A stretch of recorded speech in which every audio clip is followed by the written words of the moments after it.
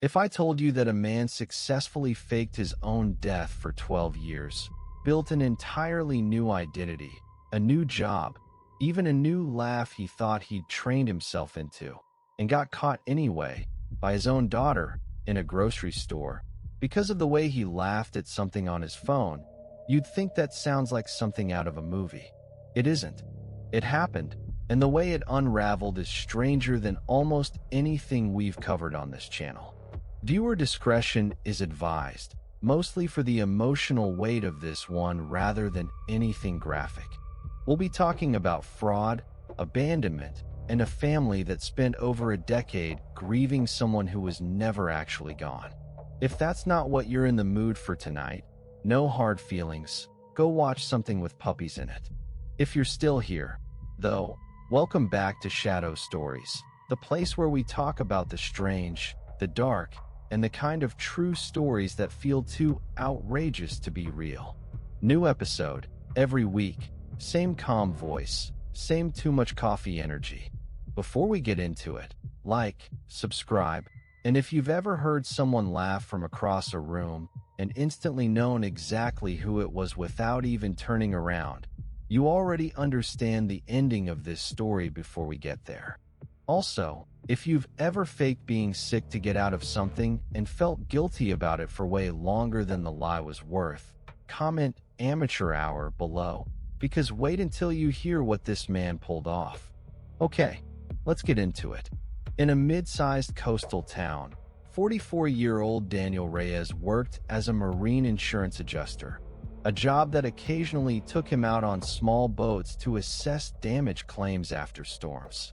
He was married to 41-year-old Carol Reyes, and they had one daughter, 9-year-old Maya, who by every account adored her father in the specific, uncomplicated way that 9-year-olds adore their dads.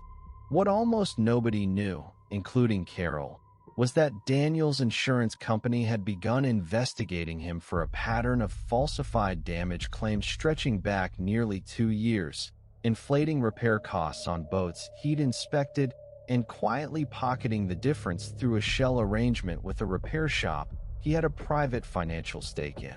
By the time internal auditors had built a case strong enough to bring to the authorities, Daniel had gotten word, through a friend at the company, that federal investigators were preparing to move on him within the month. Daniel did not go home and confess. Instead, he made a decision that would define the next 12 years of his life and the next 12 years of his family's grief. On a Thursday morning in early June, Daniel took one of the small assessment boats out alone, something he'd done dozens of times before, to inspect storm damage roughly 6 miles offshore. He never came back. The Coast Guard launched a search that lasted 4 days. They found the boat, adrift, engine still running out of fuel, with Daniel's wallet, phone, and a life jacket he was known to always wear, left neatly on the deck. No body was ever recovered, which investigators at the time attributed to strong currents in that stretch of water, currents that had, on 2 prior occasions in that decade, carried other lost boaters' remains out well beyond any search radius. Daniel Reyes was declared legally dead 18 months later. Carol held a small memorial service. Maya, 11 years old by that point, gave a shaking, tearful eulogy about her father teaching her to fish. As it would turn out, Daniel had spent the better part of a year quietly preparing for exactly this outcome. He'd used a portion of the money from the falsified claims to arrange a new identity through a contact he'd made, somewhat improbably, at a poker game 2 years earlier, a man with connections to document forgery. He'd swum from the boat to a small, uninhabited stretch of coastline he had scouted in advance, using a wetsuit and small waterproof bag he'd hidden there days earlier, and by the time the Coast Guard had launched their search, Daniel Reyes, at least on paper, no longer existed. He resurfaced roughly 3 weeks later, for states away, as a man named Peter Callahan, a name attached to a modest but functional set of forged documents.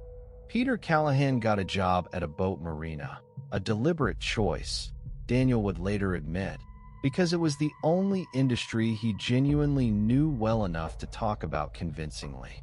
He kept to himself. He didn't date. He didn't reach out to old friends. For 12 years, by every account from people who knew him as Peter, he lived an almost aggressively unremarkable life. Meanwhile, back home, Carol Reyes spent those same 12 years raising Maya alone, working 2 jobs, and, according to her sister, never fully closing the door on the possibility that Daniel might somehow still be out there. Maya grew up, went to college, became a physical therapist, and, like her mother, carried a version of her father frozen at the exact age he'd disappeared. Here's where the story turns, and it happens in the most ordinary possible setting, a grocery store. Maya, by then 23 years old, was traveling 4 states away for a physical therapy conference. On her second evening in town, she stopped into a grocery store near her hotel to grab a few things before heading back to her room. 2 aisles over, she heard a man laughing, a short, distinctive laugh at something on his phone, a laugh with a specific, slightly wheezing cadence at the end of it that Maya had heard exactly one other time in her entire life, from her father, at the dinner table, more than a decade earlier. Maya would later describe what happened next as something closer to instinct than thought. She walked around the end of the aisle before she'd even fully decided to. And there he was, older, heavier, with different glasses and a beard he hadn't had before, but unmistakably, impossibly, her father. She didn't scream. She didn't confront him in the store. According to Maya, she stood frozen for almost 30 seconds, staring, while the man, now going by Peter, glanced at her, gave the brief, polite, meaningless smile you give a stranger who's looking at you a little too long in a grocery store, and turned back to his cart.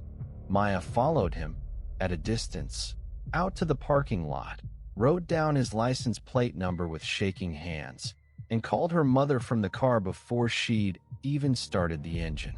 What followed was not a dramatic confrontation, but a careful, months-long process involving a private investigator and eventually federal authorities, since Daniel's disappearance had technically involved defrauding an insurance company and, by extension, obtaining a false declaration of death under fraudulent circumstances. DNA testing, obtained discreetly, confirmed what Maya already knew the moment she heard that laugh. Daniel Reyes was arrested 8 months after that grocery store encounter, still living as Peter Callahan, still working at the same small marina, having built, in his own words during a later interview, a life that was quiet enough that I convinced myself it counted as a kind of penance. He was charged with insurance fraud, identity fraud, and a handful of related charges connected to his staged death. Because so much time had passed, and the original financial crime, while serious, was not violent, prosecutors ultimately reached a plea agreement. Daniel received 6 years, a sentence many people, including some who followed the case closely, felt was almost absurdly light given the 12 years of grief he'd allowed his wife and daughter to carry. Carol Reyes has never spoken to him again. Maya has, exactly once. During a supervised prison visit, she has said she still isn't sure was the right decision. She's described their conversation as short, strange, and ultimately unsatisfying, because, in her words, the version of him that laughed like my dad wasn't really the same person who let us grieve him for 12 years. There's something worth sitting with here before we close out tonight, and it isn't really about the fraud, or the fake identity, or even the 12 years. Daniel Reyes spent over a decade carefully constructing a new name, a new job, a new town, a new version of himself, methodical enough to survive federal scrutiny for years.